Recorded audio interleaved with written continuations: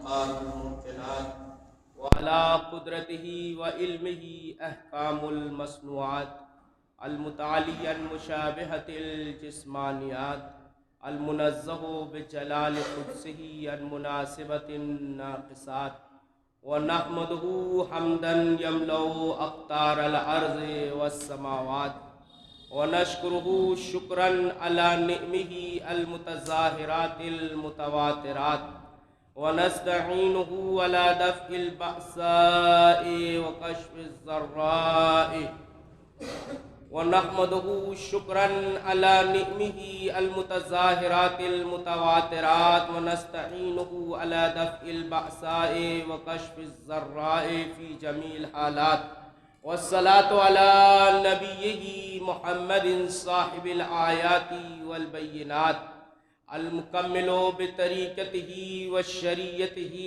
Cyril कमालात व अला आलिहिल हादीना मिनश्शुबहि वज़्ज़लालात अल्लज़ीना अज़हबल्लाहु अन्कुमुर रिज्सा व तहहुरुहुम तत्हीरा।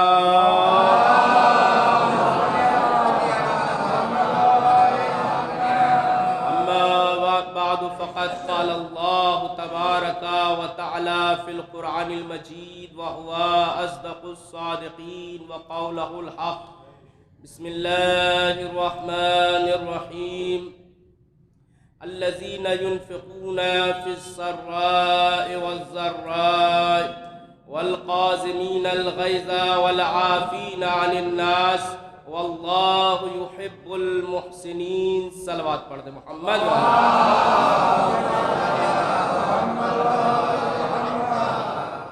अज़ीज़ान गिरामी कद्र, ये इमाम हफ्तुम की शहादत की मुनासिबत से दूसरी मजलिस है। अज़ीज़ान गिरामी कद्र, मेरा जो उन्वान है वो सीरत इमाम मूसा काज़िम अलैहिस्सलाम है। आवाज़ बुलंद नारे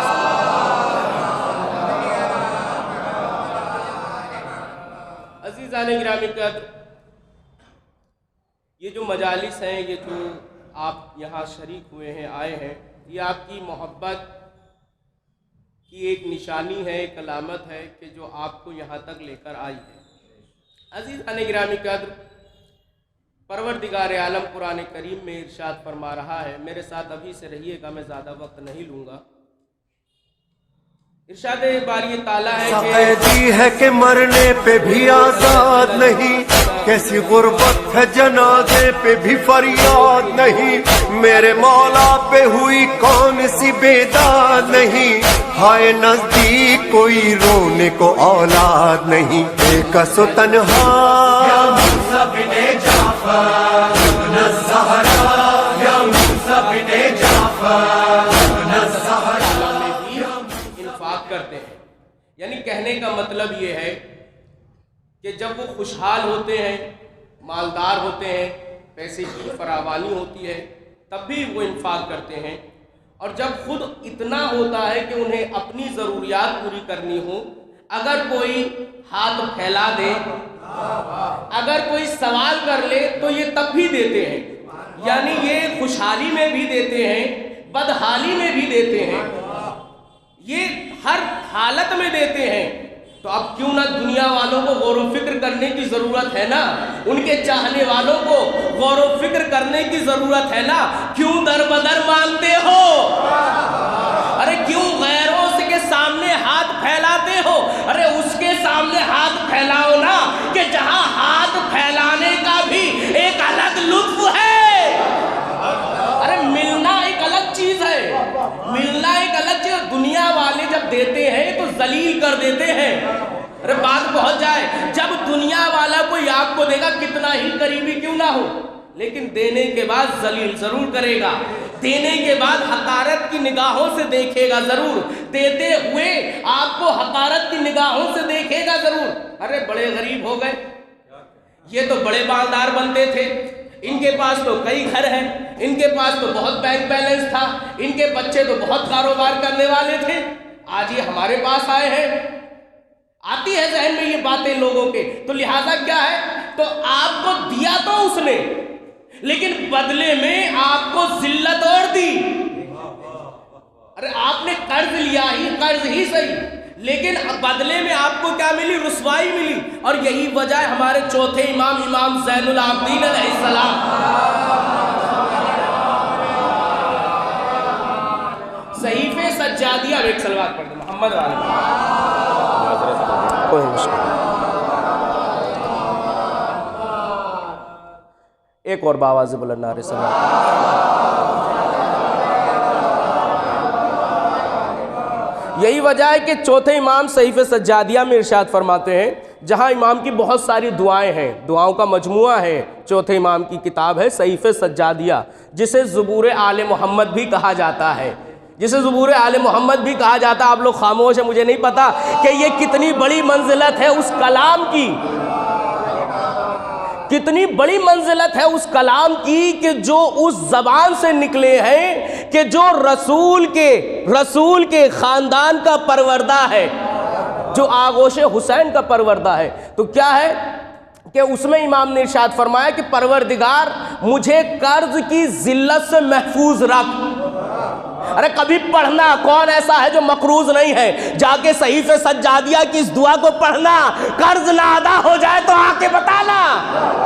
अरे तवज्जो चाहता हूँ। इमाम फरमाते हैं, उसका एक जुमला मैंने जो अपनी बात कही उसको साबित करने के लिए इमाम फरमाते हैं कि परवरदिगारा कर्ज की जिल्लत से मुझे बचाना, और जब कर्ज मिल जाता है उसके बाद जो मुतालिबा होता है उसकी रुसवाई से भी बचाना, उसकी रुसवाई से भी बचाना। तो दुनिया वाले वो है कि जब आपको देते हैं तो आप पर एहसान करते हैं और उस एहसान को जताते भी हैं, उस एहसान को जताते भी हैं। और यही नहीं कि जताएंगे, बल्कि किसी भी गली नुक्कड़ पे मिल गए, अरे तवज्जो चाहता हूं, किसी भी गली नुक्कड़ पे मिल गए तो जलील और रुसवा भी होना पड़ेगा। तो क्यों ना दरे हुसैन पे आ जाओ,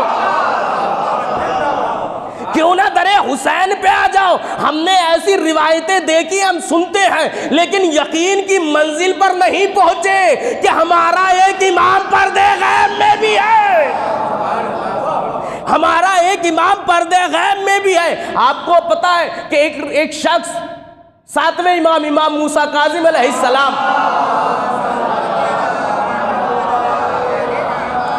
आप देखिए कि देने का तरीका क्या है। ये है सीरत अहले बैत, ये है सीरत इमाम, जो बताती है कि जब किसी को दो तो अंदाज कैसा होना चाहिए, जब किसी की नुसरत करो, मदद करो तो तरीका क्या होना चाहिए। इमाम के पास इमाम का चाहने वाला, तवज्जो नहीं फरमाई, इमाम के पास इमाम का चाहने वाला पहुंचा, यानी ये जानता है कि वक्त का इमाम है वही नुसरत करेगा, वक्त का जो इमाम है वही नुसरत करेगा, वक्त का इमाम है वही नुसरत करेगा। दरे इमाम मूसा काजिम पर पहुंचा और कहा कि फर्जंदे नबी बलाओं में गिरफ्तार हूं, मुश्किलात में हूं, कर्जे में घिरा हुआ हूं, आप अगर अता कर दे तो मैं बेनियाज हो जाऊंगा, अगर आप अता कर दे तो मैं बेनियाज हो जाऊंगा।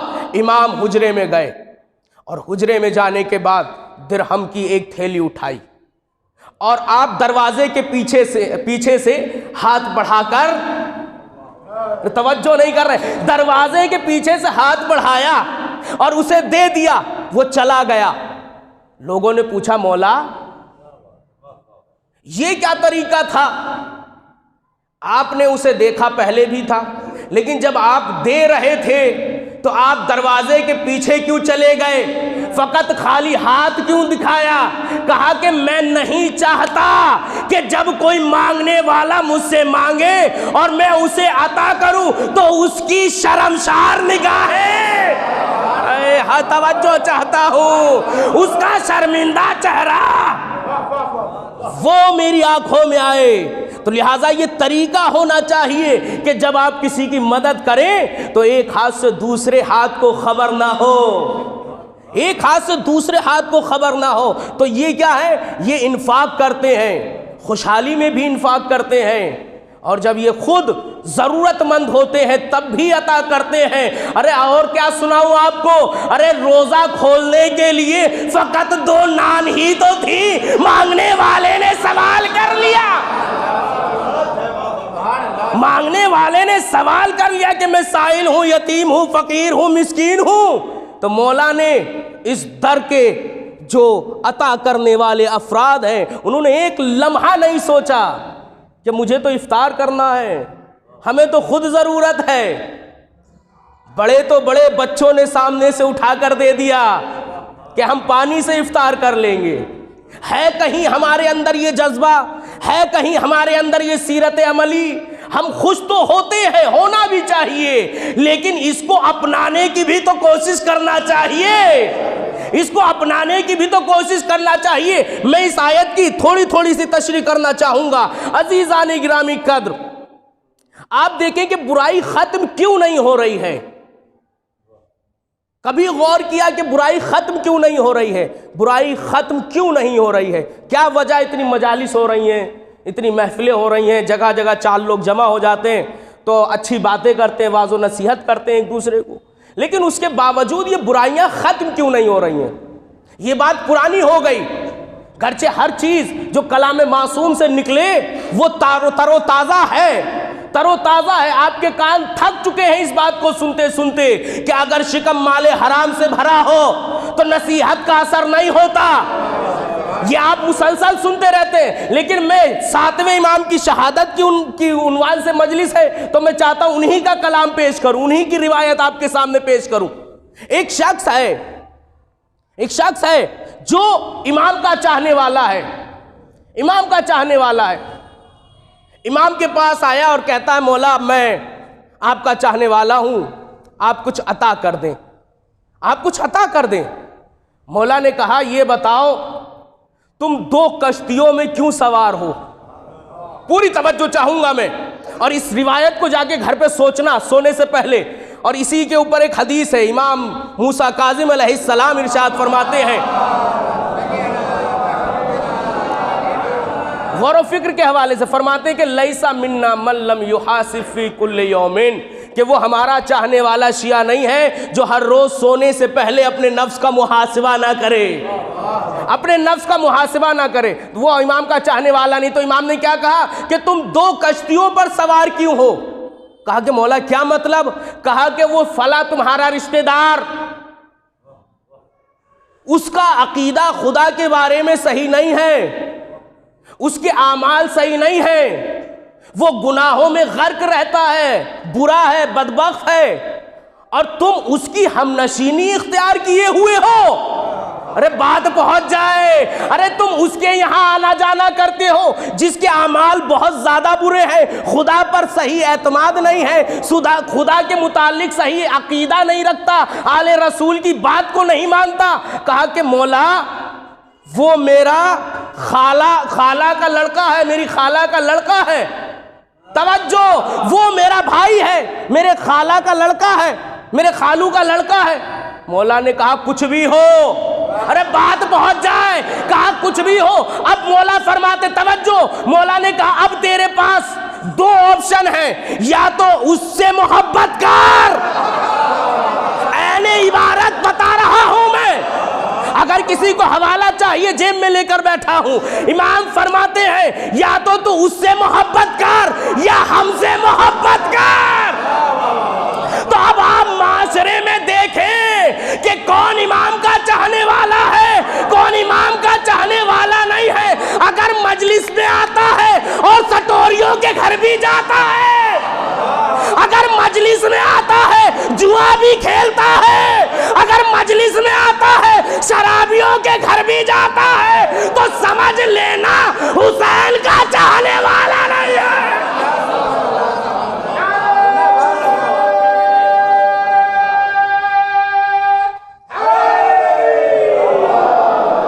इमाम फरमाते तेरे पास 2 ऑप्शन है, या हमसे मोहब्बत कर उससे दूरी इख्तियार कर, या उससे मोहब्बत कर हमसे रिश्ता तोड़ दे, हमसे रिश्ता तोड़ दे। तो बुराई क्यों नहीं खत्म हो रही है?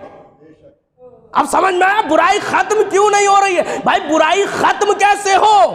जो गुनाह कर रहा है, जो नमाज नहीं पढ़ता, जुआ खेलता है, शराब पीता है, बदकारी में गर्क रहता है, सिनेमा घरों में जाकर ड्यूटी देता है, है? ऐसे अफराद के साथ आपका उठना बैठना है तो वो तो जाहिर सी बात है, वो सोचेगा कि भाई जब ये नमाज पढ़ने वाला मेरे यहां आ रहा है, ये रोजेदार मेरी चौखट पे आता है, तो कैसे मैं इसको छोड़ दूं? कोई असर तो हो ही नहीं रहा है, कोई असर तो पड़ ही नहीं रहा भाई। जब तक के सोशल बाइकाट नहीं होगा बुरों का, अरे बात पहुंच जाए, भले ही रिश्तेदार क्यों ना हो। यही तो वजह है कि अबू लहब अबू जहल जैसे, अरे सीरत नबी उठाकर देखो ना, कि सगे रिश्तेदार थे लेकिन बुरे थे, रसूल ने छोड़ दिया। एक सलवात पढ़े मोहम्मद वाले मोहम्मद पर।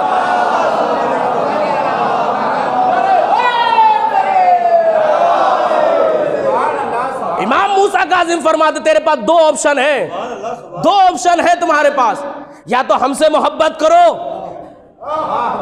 या उससे मोहब्बत करो, क्योंकि दिल एक है तुम्हारे पास। अरे बात नहीं पहुंच रही, शायद मैं पहुंचा नहीं पा रहा हूं। तुम्हारे पास दिल एक है, या तो बुराई की मोहब्बत रहेगी या चादरे ततहीर वालों की मोहब्बत रहेगी। और जिस दिल में अहले किसा की मोहब्बत हो, वहां निजासत का क्या,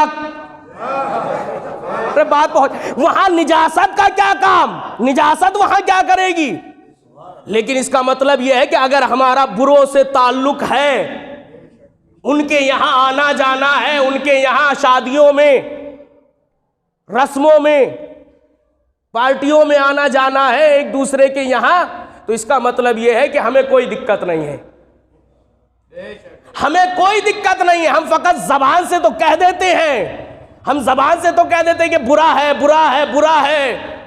अमल से क्यों नहीं कहते कि बुरा है? इसका मतलब यह है कि दिल में डर है।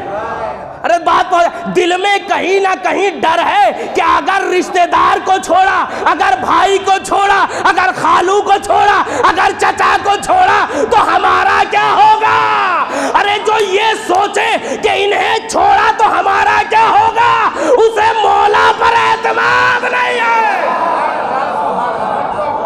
अरे जिसका मौला कादिर मुतलक का नुमाइंदा हो, जिस दिल में उस अली इब्न अबी तालिब की इबादत की मोहब्बत हो, जिसका जिक्र जिसे अल्लाह ने इबादत के तौर पर पेश किया हो, है उसका मानने वाला, उस जात का मानने वाला, तो कहता है कि मौला बहुत सख्त मरहला है।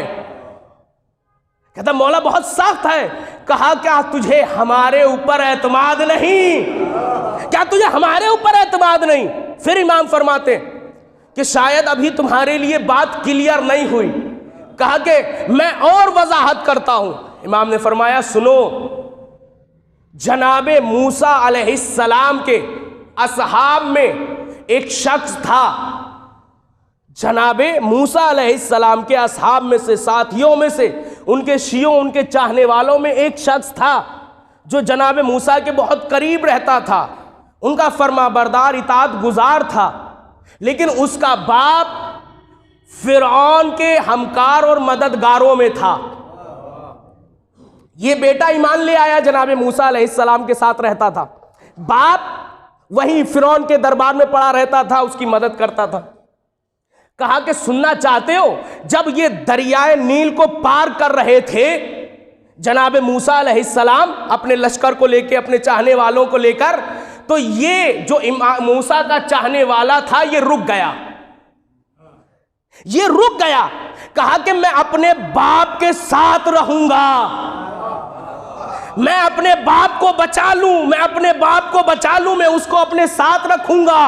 तो क्या हुआ ये कि परवरदिगार आलम ने जब पानी को पानी से मिलाया, रास्ता बंद किया, तो बाप के साथ हलाक हो गया, बाप के साथ हलाक हो गया। इमाम ने कहा सुनो, तुम अगर ये चाहते हो कि बुराई खत्म हो और तुम चाहते हो कि खुद को अजाब से बचाओ, तो ऐसी जगह पर ऐसे लोगों से रिश्तेदारी ना रखो जहां कभी भी अजाब आ सकता है। एक सलवात पढ़े मोहम्मद वाले मोहम्मद पर।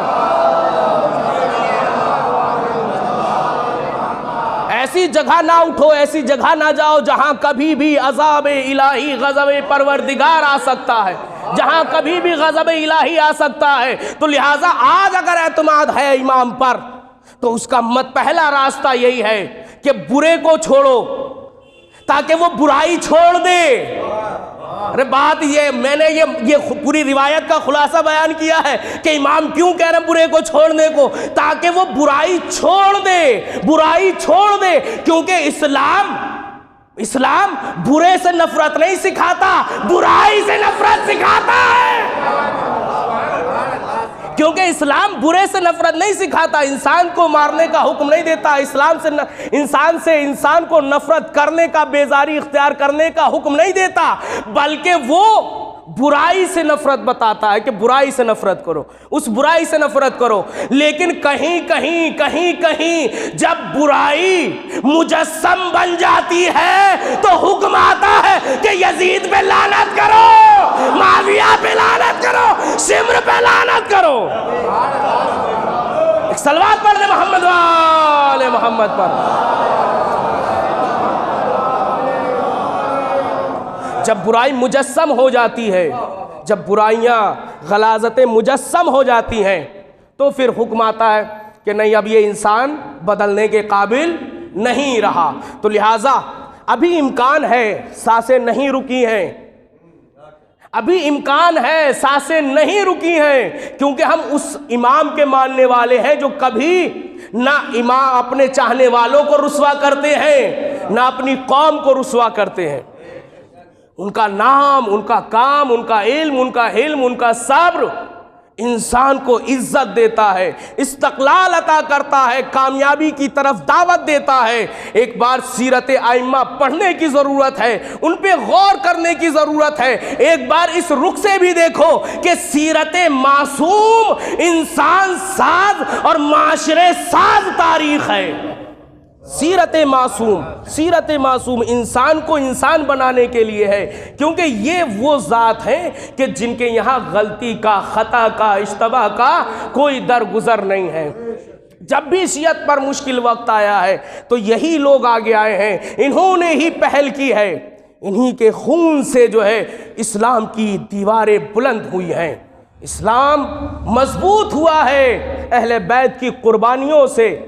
आप देखें कि हारून हमा वक्त शराब के नशे में चूर रहता था, शराब पीता था बहुत ज्यादा, तबीयत से शराब, ऊंट के कबाब खाता था, और